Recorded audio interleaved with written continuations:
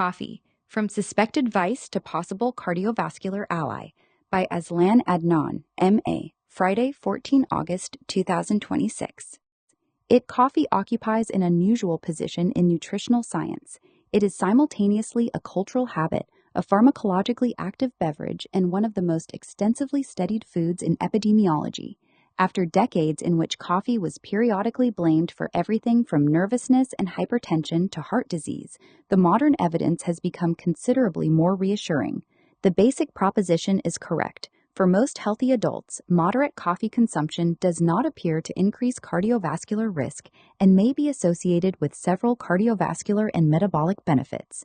But that conclusion needs to be stated with considerably more precision than the popular formulation that coffee is simply good for the heart.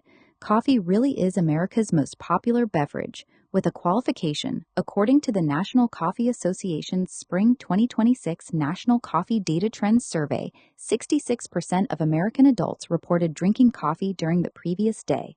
That put coffee ahead of bottled water at 64%, tea at 47%, soft drinks at 46%, and juice at 26%. The survey also found that 73% of American adults drank coffee during the previous week. Nearly 195 million American adults drink coffee every week, according to the NCA. Coffee has therefore retained its position as America's dominant beverage in conventional consumer survey sense. There is, however, a semantic trap here. Saying that coffee is America's most consumed beverage can imply that it is consumed in greater volume than water. That is not what the survey establishes. The NCA is measuring the proportion of adults who consumed particular beverages, not liters consumed. Moreover, the NCA itself sometimes qualifies coffee as America's favorite beverage other than bottled water. For publication, therefore, America's most popular beverage is preferable to the more absolute most consumed beverage. Coffee's medical history reaches back much further than modern science. The historical claim is also broadly correct, although it requires a caveat that is often omitted in popular accounts. The Islamic physician and polymath Abu Bakr Muhammad ibn Zakaria al-Razi, Razes, c. 852-932, is traditionally credited with describing a substance called bun and a beverage called bunchum in his medical writings. Later, the Persian physician Ibn Sina, Avicenna, c. 980-1037, also discussed bunchum in the Canon of Medicine. These descriptions have traditionally been interpreted as references to coffee and its effects, but this is one place where an apparently simple historical statement should not be presented as settled fact. Recent scholarship has questioned whether the bunchum described by these early physicians was definitely the coffee we know today. A 2026 scholarly examination notes that some earlier identifications may have resulted from confusion between bun and bunk, and that the terminology in the early medical texts is not unequivocal.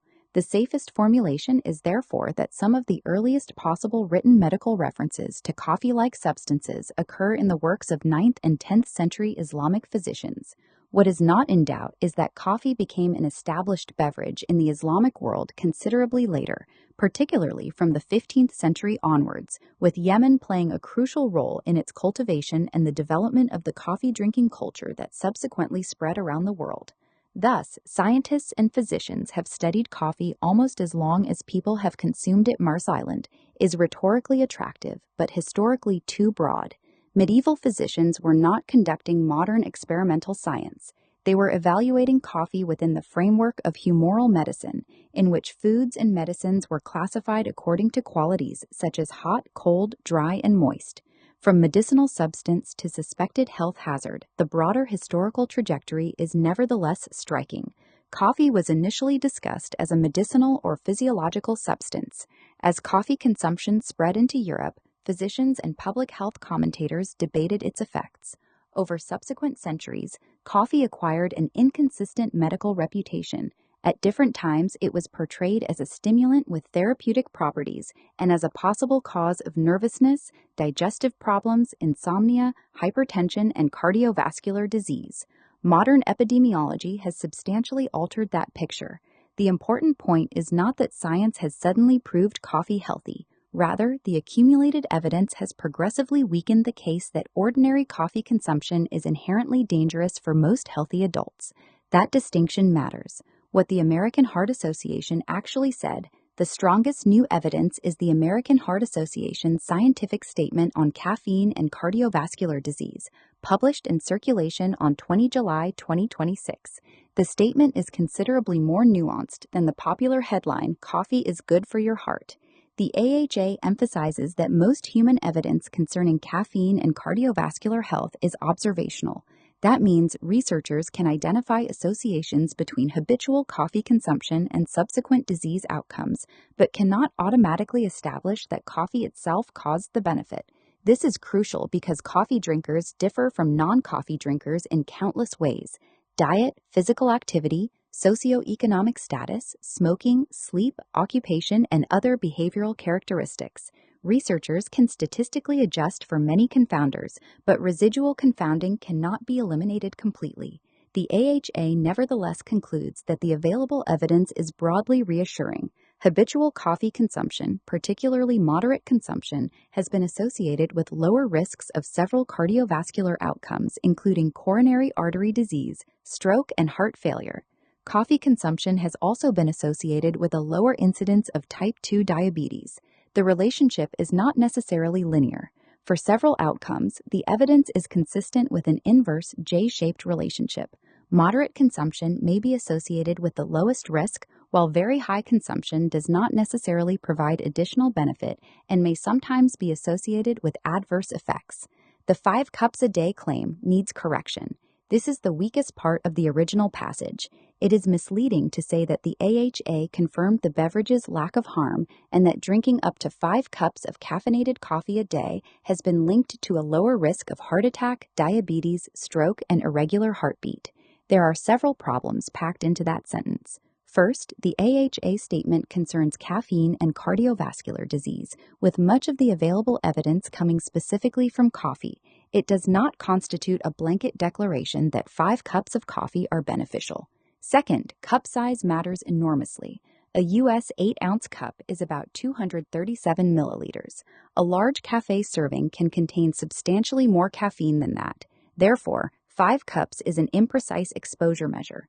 Third, caffeine concentration varies considerably according to bean, roast, brewing method, and serving size. Fourth, the cardiovascular evidence differs by endpoint. The AHA statement reports that randomized trial data in regular caffeinated coffee drinkers found a reduction in atrial fibrillation occurrence, but also an increase in the frequency of premature ventricular contractions. Consequently, irregular heartbeat is much too broad a description. Atrial fibrillation and premature ventricular contractions are different cardiac phenomena, and the evidence does not support treating all arrhythmias as though coffee has the same effect on each. What about 400 milligrams of caffeine? The frequently cited benchmark of approximately 400 milligrams of caffeine per day for most healthy adults remains a useful practical reference, but it should not be converted mechanically into 5 cups of coffee. The amount of caffeine in coffee varies substantially. A small brewed coffee and a large specialty coffee can differ dramatically in caffeine content. More importantly, the AHA statement does not reduce cardiovascular safety to a single universal threshold. It stresses differences between individuals, between acute and habitual caffeine exposure, and between naturally occurring caffeine-containing beverages and concentrated sources of caffeine. This distinction becomes particularly important with energy drinks. The AHA finds that evidence concerning high doses of caffeine, particularly doses delivered through energy drinks, is considerably less reassuring and generally suggests cardiovascular harm. Coffee should therefore not be treated as interchangeable with a concentrated caffeine product simply because both contain the same molecule. Coffee may be different from caffeine.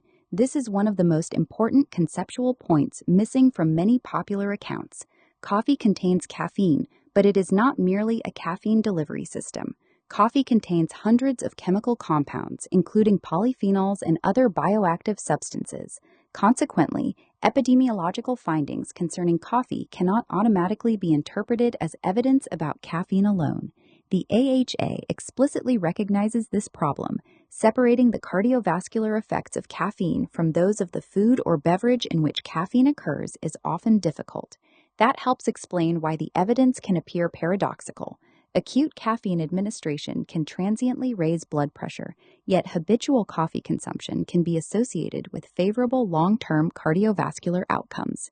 The two observations are not necessarily contradictory because acute physiological effects and chronic disease associations are different questions. Brewing method matters. Another important qualification is preparation method. The AHA statement notes that unfiltered coffee can raise LDL cholesterol.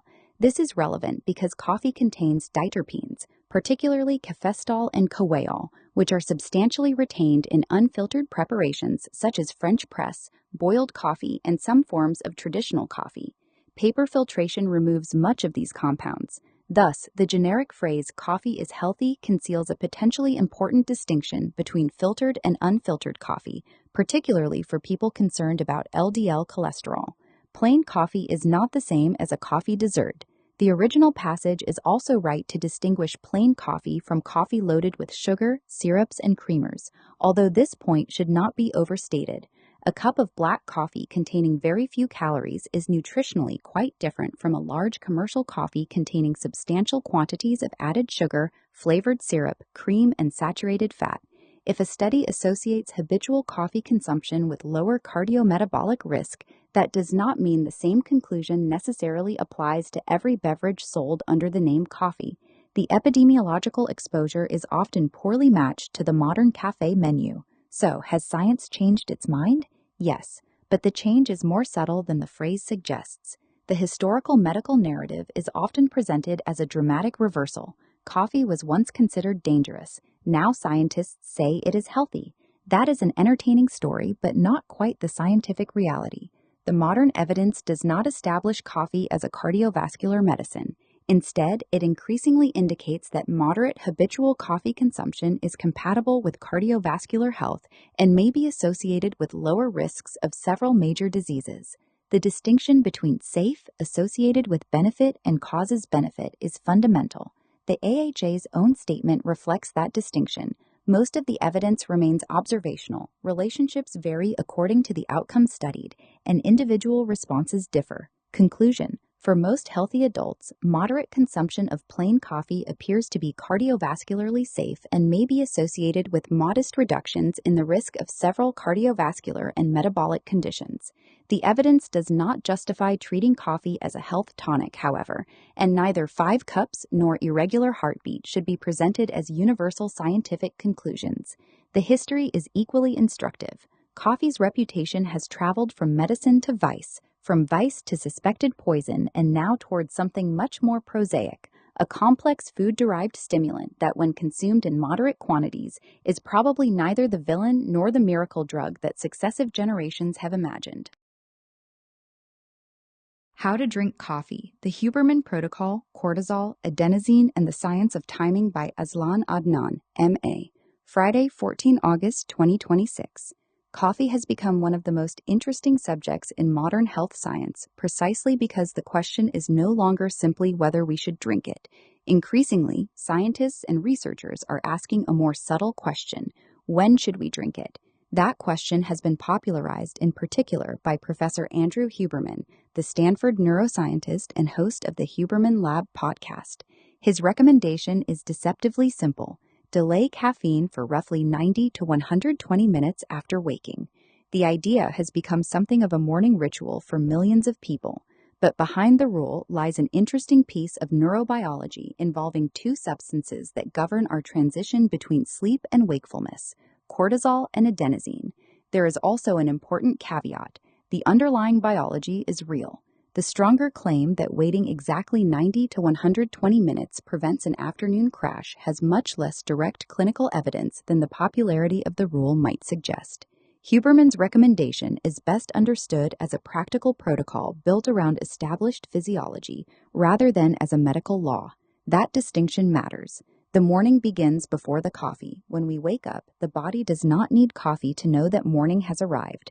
Our circadian system has already been preparing us for wakefulness. One of the most important components of this process is cortisol, a glucocorticoid hormone produced by the adrenal glands. Cortisol has acquired an unfortunate reputation because it is commonly described as the stress hormone, but cortisol is not inherently bad. We need it to live. In the morning, cortisol normally rises as part of the body's transition from sleep to wakefulness. This is known as the cortisol awakening response. It helps mobilize energy, supports blood glucose availability, influences blood pressure, and contributes to alertness. Huberman's argument begins here. If the brain and body already have a powerful biological mechanism for increasing alertness immediately after waking, why rush to add a powerful stimulant on top of it? His answer is wait. Give the natural wakefulness system some time to do its work and introduce caffeine later as a reinforcement rather than as the first signal that the day has begun. But cortisol does not metabolize caffeine. This point deserves special emphasis because it is frequently misunderstood. Cortisol does not metabolize caffeine. Caffeine is principally metabolized in the liver, largely through the enzyme CYP1A2. Its elimination also varies substantially between individuals, so the proposition should not be, wait until cortisol rises so that your body can metabolize caffeine properly. That is physiologically incorrect.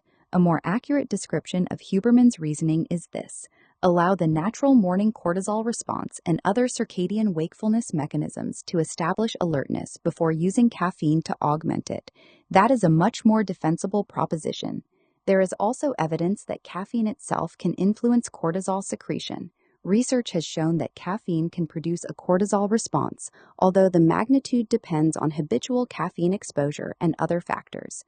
PubMed Central PMC. In other words, the relationship between caffeine and cortisol is not simply cortisol first, caffeine second. They interact. Enter adenosine, the molecule behind sleep pressure. The second half of the story is perhaps even more interesting. During waking hours, the brain accumulates a substance called adenosine. Adenosine is involved in what scientists call sleep pressure or homeostatic sleep drive. The longer you remain awake, the more adenosine accumulates. As it interacts with its receptors in the brain, you increasingly experience the biological pressure to sleep. During sleep, adenosine is gradually cleared. That gives us a useful conceptual model. Wakefulness, adenosine accumulates. Sleep pressure increases. Sleep, adenosine falls. When you wake after a reasonably good night's sleep, adenosine levels are therefore substantially lower than they were at bedtime. But lower does not necessarily mean zero, and this is where caffeine enters the story. Caffeine does not remove adenosine. This is one of the most important distinctions in understanding coffee. Caffeine does not simply eliminate adenosine from the brain. Instead, caffeine is an adenosine receptor antagonist. In plain English, it sits on adenosine receptors and prevents adenosine from producing its normal sleep-promoting effects. The adenosine has not magically disappeared. Its signaling has been temporarily blocked. This is why caffeine can make us feel considerably more awake without actually eliminating the biological need for sleep. Think of it as turning down the volume on a warning signal rather than repairing the underlying condition that produced the warning. And that distinction becomes important later in the day. Why Huberman recommends waiting 90 to 120 minutes. Huberman's practical recommendation is therefore to allow approximately 90 to 120 minutes after waking before consuming caffeine. His rationale is that during this period, the body is already moving naturally toward wakefulness, while the residual sleep pressure from adenosine is being dealt with by the normal sleep-wake cycle. Then caffeine arrives. Instead of immediately replacing the body's own wakefulness signal, it becomes a second-stage stimulant. Huberman has specifically explained that he recommends delaying caffeine when people experience an afternoon energy crash. His current guidance is more nuanced than the internet version of the 90-minute rule. If someone does not experience an afternoon crash, he says drinking caffeine immediately after waking can be perfectly acceptable. Huberman Lab. That qualification is important. The protocol is therefore not, everyone must wait exactly 90 minutes. It is closer to, if immediate caffeine seems to contribute to an energy dip later in the day, experiment with delaying it by 90 to 120 minutes. Where does the famous afternoon crash come from? This is where Huberman's explanation becomes particularly intuitive. Suppose someone wakes at 7 a.m. and immediately drinks a strong coffee.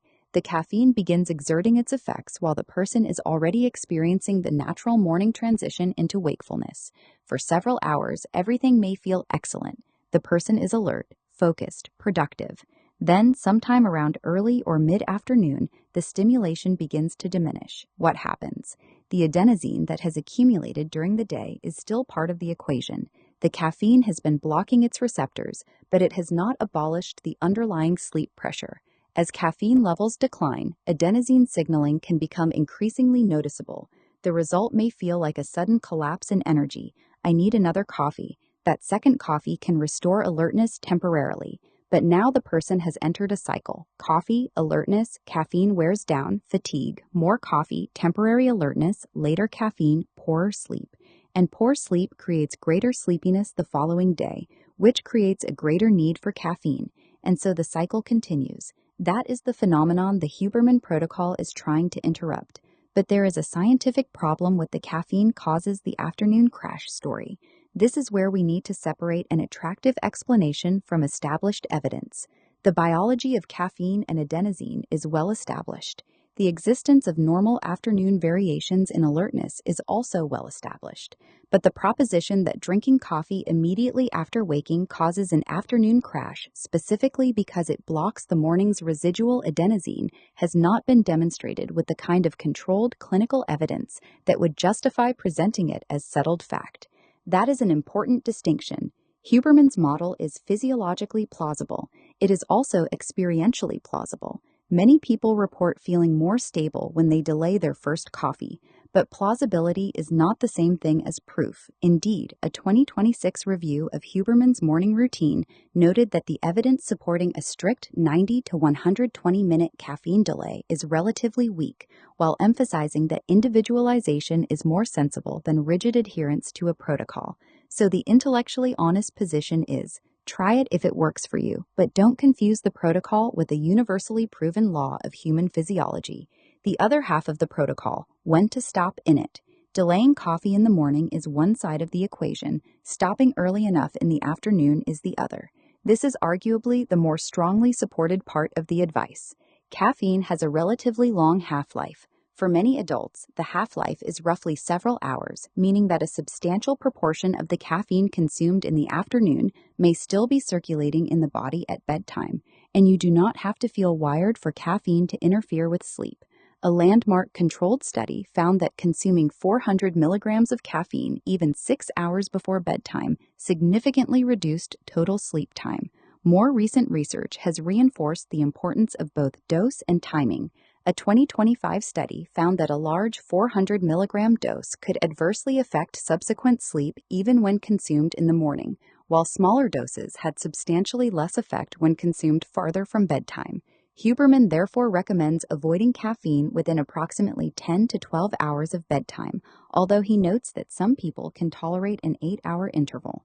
That is more conservative than the minimum 6-hour interval demonstrated in some laboratory studies, and there is a good reason for being conservative. The objective is not merely to fall asleep, it is to protect the quality and architecture of sleep. The sleep trap. Consider a person who goes to bed at 11 p.m. They drink coffee at 8 a.m., no problem, but then they feel tired at 3 p.m. and have another large coffee. That caffeine may still be physiologically relevant at 11 p.m. The person might nevertheless fall asleep. They may conclude, caffeine doesn't affect my sleep, but that conclusion is too strong. Caffeine can alter sleep duration and sleep architecture without necessarily producing an obvious subjective feeling of insomnia. A 2023 systematic review and meta-analysis found that caffeine consumption reduced total sleep time and sleep efficiency while increasing sleep latency and wakefulness after sleep onset. The danger, therefore, is subtle. You may sleep, but you may not sleep as well, and the next morning you wake slightly less restored. Then you need coffee.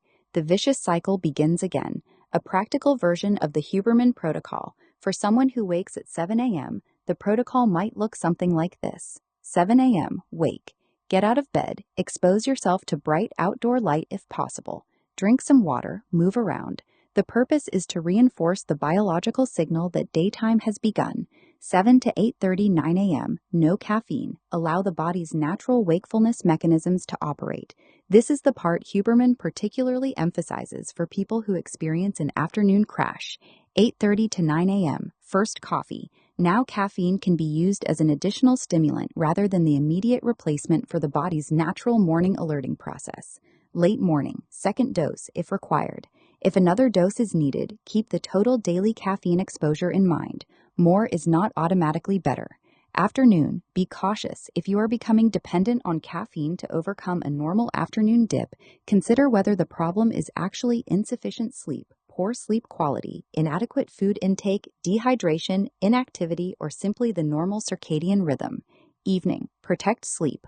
Work backwards from bedtime. If your intended bedtime is 11 p.m., a conservative Huberman-style cutoff would put the last caffeine around 11 a.m. to 1 p.m., depending on whether you follow the 12-hour or 10-hour rule. That is deliberately conservative. What about the person who wakes at 5 a.m.? This is where rigid protocols begin to fall apart. A 90-minute delay is not inherently magical. If you wake at 5 a.m., there is no biological reason that 6:30 a.m. possesses some special universal property. Your circadian phase, sleep duration, habitual caffeine exposure, genetics, work schedule, and individual caffeine sensitivity all matter. Likewise, a night shift worker cannot simply apply a conventional morning protocol to a clock that says 7 a.m. The relevant question is not, what time does the clock say? It is, when is my biological day beginning and when do I need to sleep? How much coffee? Timing is only half the equation. Dose matters too. For most adults, the U.S. Food and Drug Administration cites 400 milligrams of caffeine per day as an amount not generally associated with negative effects, while emphasizing substantial individual variation in sensitivity and caffeine clearance. But 400 milligrams is not necessarily 4 cups. Coffee varies enormously in caffeine concentration. A small filtered coffee, a large cafe coffee, and a concentrated espresso-based beverage can deliver very different amounts. Consequently, people who want to apply a caffeine protocol seriously should think in milligrams of caffeine, not simply in cups. The most important variable may not be coffee at all. There is a delicious irony in the obsession with optimizing coffee timing. If someone sleeps 5 or 6 hours a night, delaying coffee for 90 minutes is unlikely to solve the underlying problem. Coffee is a stimulant. It is not a substitute for sleep. If the choice is between A, getting another hour of sleep, or B, waking earlier so that you can perform an elaborate morning routine and then wait 90 minutes for coffee, sleep wins every time. The most sophisticated caffeine protocol in the world cannot compensate for chronic sleep deprivation. So, should you wait 90 minutes? For most healthy adults, there is little reason to regard immediate coffee as dangerous simply because it is consumed shortly after waking, and there is not strong evidence that everyone must wait exactly 90 to 120 minutes. But Huberman's protocol can still be useful as a self-experiment. If you drink coffee immediately after waking and regularly experience a pronounced crash in the afternoon, try delaying the first dose for 90 to 120 minutes for a couple of weeks. Keep the rest of your routine reasonably stable. Then observe morning alertness, concentration, afternoon fatigue, total caffeine consumption, whether you reach for a second or third coffee, sleep latency, sleep quality, and how you feel the following morning. If the experiment improves your energy profile, keep it. If it makes no difference, there is no scientific prize for suffering through an unnecessary 2-hour coffee fast. Huberman himself makes essentially this distinction. Delaying caffeine is particularly useful if you tend to experience an afternoon crash. Otherwise, having caffeine earlier is not necessarily a problem. Coffee, properly understood, the larger lesson is more interesting than the 90-minute rule. Coffee is neither a miracle substance nor a dangerous vice. It is a pharmacologically active beverage. Its effects depend on dose, timing, preparation, individual physiology, and sleep schedule. The morning cup can be viewed as a tool. Used immediately upon waking, it provides rapid stimulation. Used later, it may serve as reinforcement after the body's natural morning alerting process has already begun. Used too late, it may quietly undermine the very sleep required to make tomorrow's caffeine necessary. That gives us a useful principle. The best time to drink coffee is not simply when you feel tired. It is when caffeine can provide the greatest benefit without compromising the next night's sleep. And that may be the deepest lesson in Huberman's protocol. The goal is not to drink coffee less. It is to make caffeine work for you rather than making you work for caffeine. The bottom line, Professor Andrew Huberman's 90 to 120 minute rule rests on genuine neurobiology. Cortisol participates in the natural transition to wakefulness. Adenosine contributes to accumulating sleep pressure, and caffeine temporarily blocks adenosine receptors. But one should not overstate the science. Cortisol does not metabolize caffeine. Waiting 90 to 120 minutes has not been conclusively demonstrated to prevent afternoon crashes in everyone, and immediate morning coffee is not inherently unhealthy. What is considerably better established is that caffeine is biologically active for hours and can impair sleep even when consumed well before bedtime. So perhaps the wisest interpretation of the Huberman Protocol is not a rigid rule but a question. What happens if you stop using coffee to wake yourself up and start using it to enhance an organism that has already woken itself up? For some coffee drinkers, the answer may be surprisingly positive, and for others, the discovery may be that the first coffee of the morning was never the problem at all. The author has placed this work in the public domain. It may be freely imported, exported, shared, distributed, edited, modified, or reformatted without explicit consent from the author. As a visually impaired person, the author asserts his rights under the Marrakesh Treaty to facilitate access to published works for persons who are blind, visually impaired, or otherwise print disabled. 2013, wipo.int. Share your thoughts in the comments below.